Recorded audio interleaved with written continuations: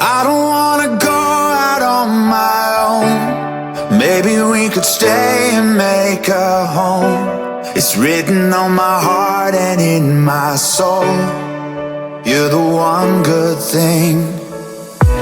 And I don't think I've ever been so low, 'cause losing you was worse than losing hope. And baby, I could never let you go. You're the one good thing I know. Hey guys! Welcome back to Travel YOLO, and for today's vlog ay ang day 3 ng ating Baguio City Adventure 2024. Pero ngayong umaga ay magtutungo muna tayo sa Atok Benguet para puntahan ang Northern Blossom. Hi guys, good morning. It's our third day here in Baguio. So 5 AM na guys. Maaga kami umalis ngayon kasi gusto naming maaga makarating sa Northern Blossom. Kasi last time umalis kami dito last year 7 AM, dumating kami doon mainit na mga 8:30. So mas maganda na, hindi, parang 9:30 na kaya tayo. So mas maganda na nandun kayo ng mas maaga. Ito ay yung mga kasama ko, mga prepared na talaga.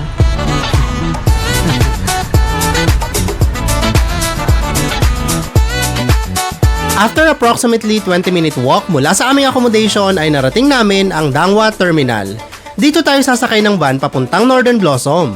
Nagbayad kami dito ng 200 pesos per head times 4 packs equals 800 pesos.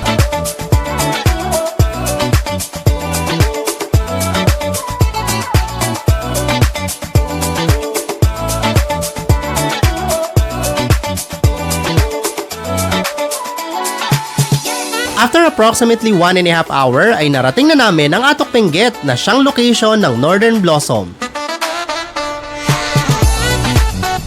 Kung day tour pala kayo tulad namin, ay i-inform nyo ang driver para same van na lang ang sasakyan nyo pabalik sa Baguio.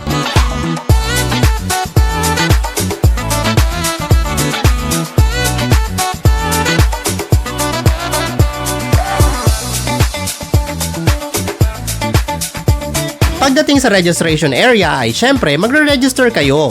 Dito na din magbabayad ng environmental fee worth 50 pesos. Pero dahil apat kami ay 200 pesos ang binayaran namin.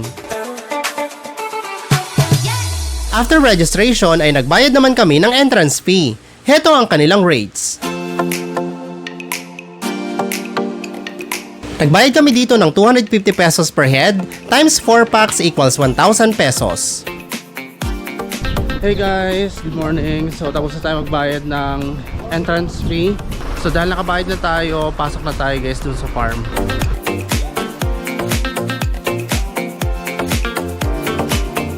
Welcome to Northern Blossom. Ako po si Nanay Cora. Ngayon ganito po ang mangyayari sa farm. Sa farm po is wala kayong sariling tour guide na sasama sa inyo magmula dito sa entrance hanggang papunta sa exit. Pero may mga tour guide na staff ng Northern Blossom, nakaantabay po sa farm, nakatayo sila sa gilid-gilid ng mga bulaklak. Pwede kayong magpa-assist sa kanila, magtanong kung may katanungan, at magpa-picture na rin kung gusto nyo magpa-picture dahil magaling sila sa anggulo. After ng orientation ay binigyan na kami ng stub. Huwag nyo itong iwawala guys dahil ito ang ipapakita nyo sa cafe located sa may exit para makuha ang complimentary coffee and bread.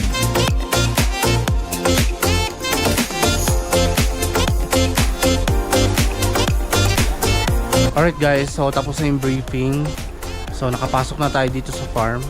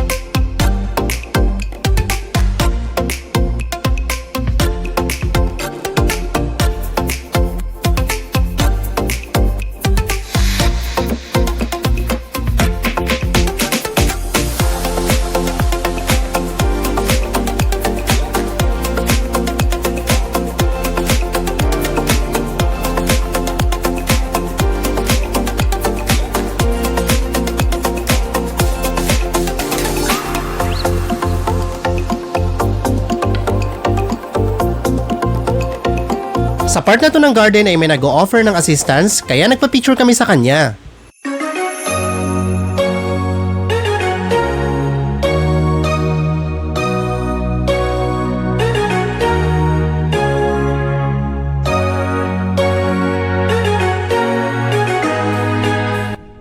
Grabe, gaganda ng kuha ni Kuya sa amin, no? So worth it, guys! Kung sinong gusto makadto diri sa Northern Blossom, pakita ko yun si Manong.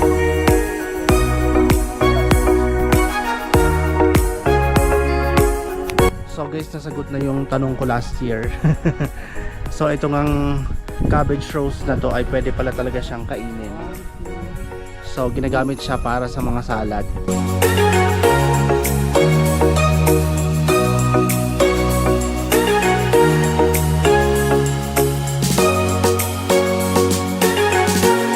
Malawak ang farm na ito kaya kahit maraming tao ay hindi kayo magsisiksikan. Kailangan nyo lang humanap ng maayos na pwesto para makapag-picture ng walang photobomber.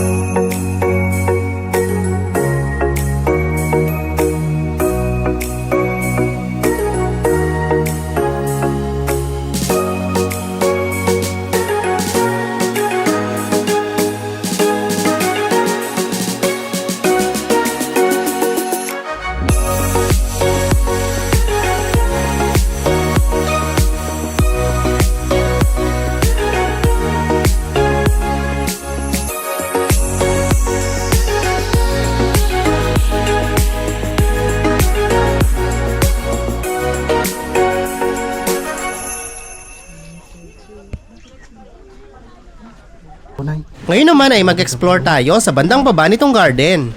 Dito ay may magandang platform, tanaw ang napakagandang view ng kabundukan. March 11, 2024 nga pala nang kinunan ang vlog na ito, pero malamig pa din dito sa Atok Benguet.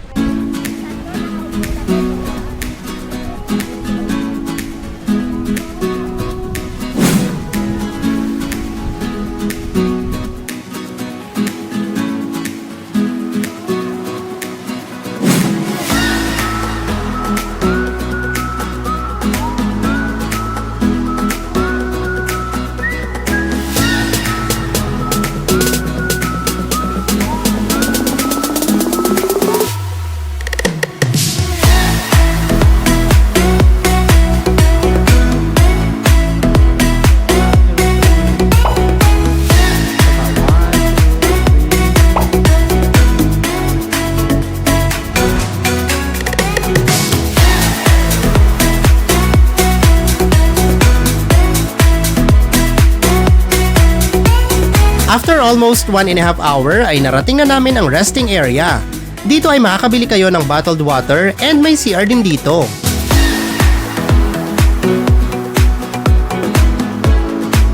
After few minute rest ay dumiretso na kami sa coffee area.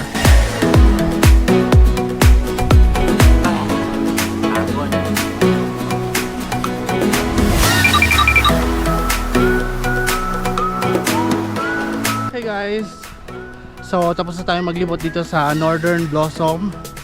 Sobrang gaganda pa rin ng mga flowers nila, syempre, ang mga halaman. Grabe, at syempre yung napakagandang view. Yung view na nasa likod ko. Grabe, ang ganda guys. Meron pang konting sea of clouds. So ngayon guys, pa-exit na tayo. Punta tayo sa coffee shop kasi meron dong unlimited coffee. Tsaka may libreng tinapay. So doon na rin tayo magpapahinga bago tayo dumiretso doon sa van. Bago tuloy ang makarating sa cafe ay nadaanan namin itong kakaibang halaman na kulay gray. Guys, kakaiba to. Nung last na punta namin walang ganto. Last year, bago lang nila tinanim. Kulay gray. Ganda. Wala mo siyang amoy.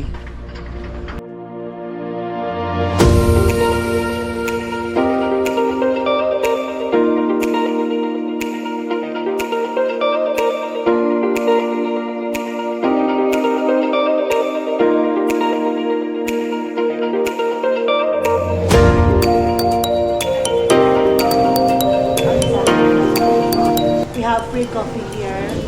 Kapag pumunta kayo dito sa Northern Blossom, dala na po sa bayad yung 200 pesos with coffee at something like that. Dalawa? Dalaw. Dalawa.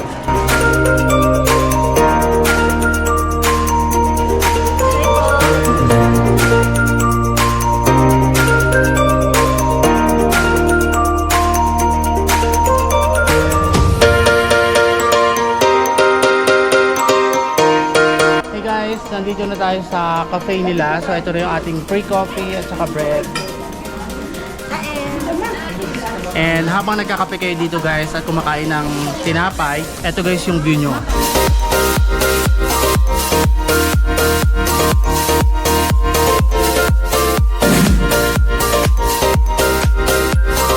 After naming magkape at magpahinga ay dumiretso naman kami sa kanilang flower shop.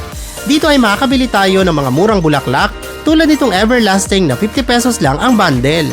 Habang ito namang blue-violet na bulaklak ay nagsisimula sa 100 pesos ang presyo, depende sa dami ng inyong bibilhin.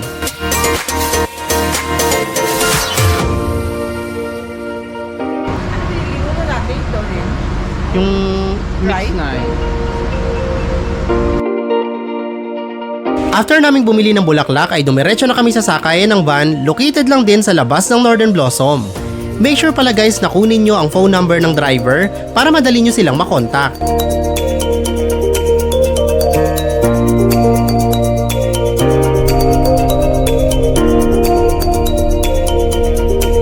Pagkasakay namin ng van ay nagtaka ako dahil opposite direction pa Baguio ang aming tinatahak. Yun pala ay may pa-side trip sa amin si kuya. Dinala niya kami sa second highest point ng highway system ng ating bansa, which is approximately 10 minutes away lang from Northern Blossom.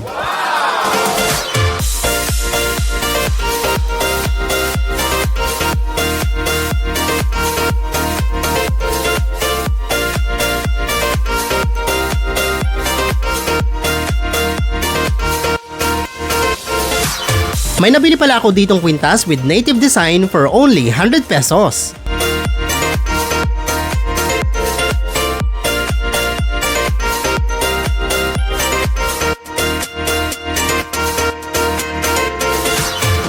After ng aming side trip ay dumiretso na kami sa Baguio habang ine-enjoy ang napakagandang view ng Halsima Highway.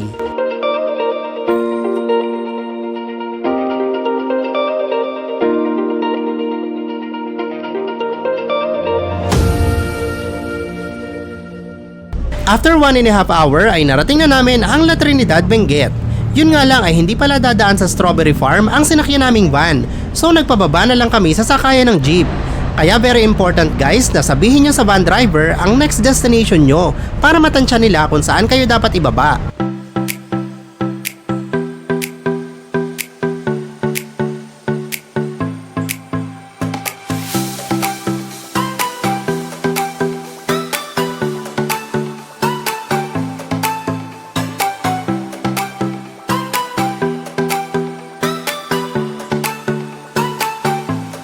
After 13-minute travel ay narating na namin ang drop-off point papuntang Strawberry Farm. Mula dito sa highway ay kakanan lang kayo and after few meters walk ay mararating nyo na ang entrance ng farm.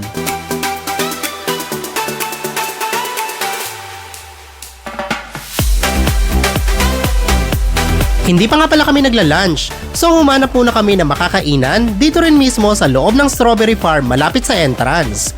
Naalala ko yung kinainan namin last year kung saan naka-order kami ng masarap na bulalo, so dito ulit kami nag-decide na kumain.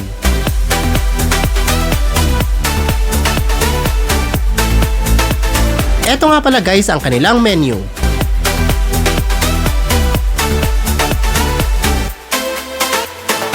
Umorder kami ng bulalo, good for 4 to 5 packs and 4 na rice. So ang total bill namin ay 620 pesos.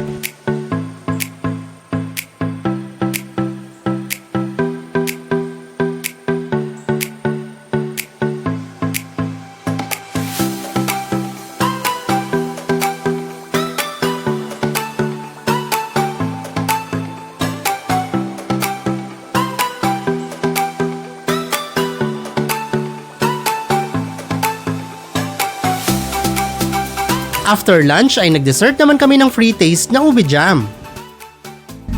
Ay, shop, real ube po? Yes. Magkano po yan? Here, this is 250. For only 250, no? Ano pangalan ng Emerald. ubi jam by? Guys, meron tayong free taste, ubi jam. Harap! No? Kamalaki! Parang lasang kamote. Pero ay, isoli mo para sa free taste mamaya.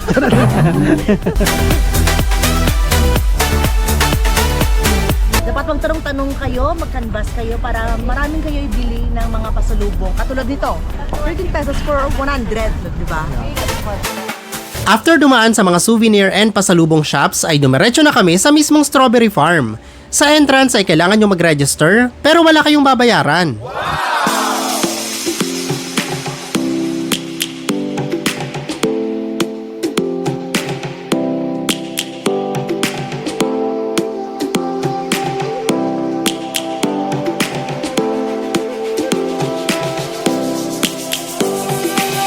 Malawak ang farm na ito na pag-aari ng Benguet State University. Sa loob ay pwede kayo mag-strawberry picking for 780 pesos per kilo. Pero kung ayaw nyo namang mamitas ay pwede naman kayong bumili na lang ng mga nasa packaging na. We must never stop the way. Yeah. Birds chirping. Ano yan? 100. Pero kung tinatlo mo, 250 po 100. Yan yung seed variety natin.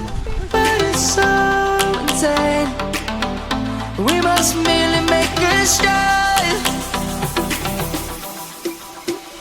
Savannah, I'm coming home. Savannah, we'll never be alone. Savannah, the beauty of the world. Savannah, let's all take. Alright guys, so tapos na tayong maglibot dito sa strawberry farm. After naming maglibot sa strawberry farm ay dumiretso na kami sa aming next stop, ang Valley of Colors. Mula sa binabaan natin kanina sa highway ay doon din tayo sasakay ng jeep na may signboard na magsaysay. Lion's gonna come. The birds have just begun. After 15 minutes ay narating na namin ang Valley of Colors. Wala rin ditong entrance fee pero pwede kayong mag-donate sa kanilang donation box. For the land. Let's go back to when we were young. For the animals we stand. Let's go back to when trees were swung. Kids across. Alright guys, nandito tayo sa ating next stop, ang Valley of Colors. Nalaman namin mula sa nagbabantay dito na every 4 years pala itong nire-repaint.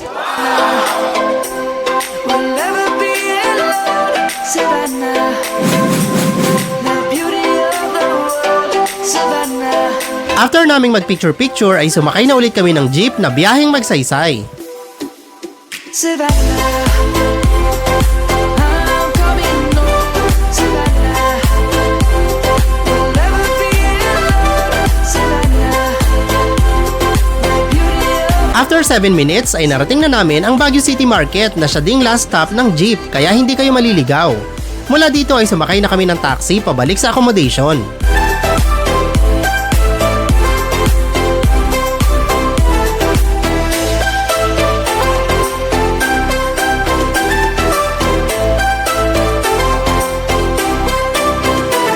Savannah, I'm coming home. Savannah, we'll never be alone. Savannah.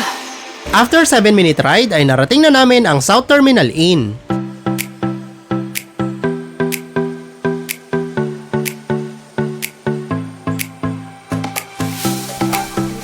Mapagod. Pahinga muna kami guys, mapagod. Makabakasyon kami pero parang stress ka sa paglalakad. Ayoko na. Nakabili pala si Pat ng strawberry sa baba ng aming accommodation worth 100 pesos.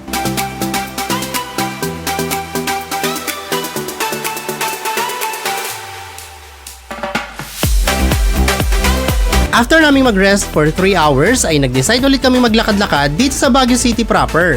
But this time ay hindi muna namin kasama si nanay dahil masyado siyang napagod. So she decided na magstay muna sa accommodation.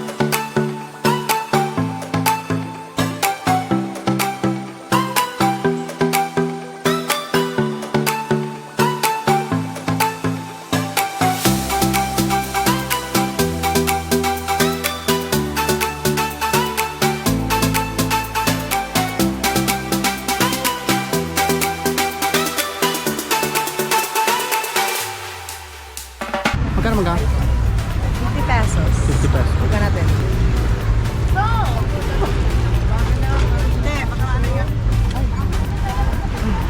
Sarap. Siya masyado na maasin. Finally ay may nadaanan kaming nagbebenta ng strawberry taho. So bumili kami ng dalawa worth 100 pesos.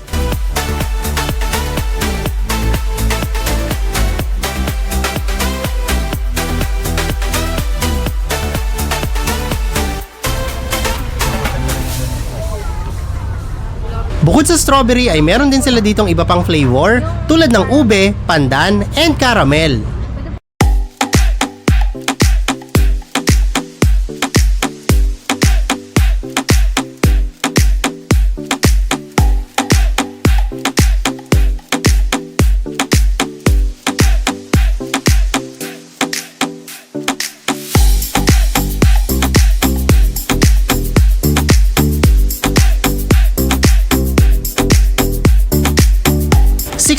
PM nang mapadaan kami sa Jollibee located sa Session Road. So dito na kami nag-decide na bumili ng dinner.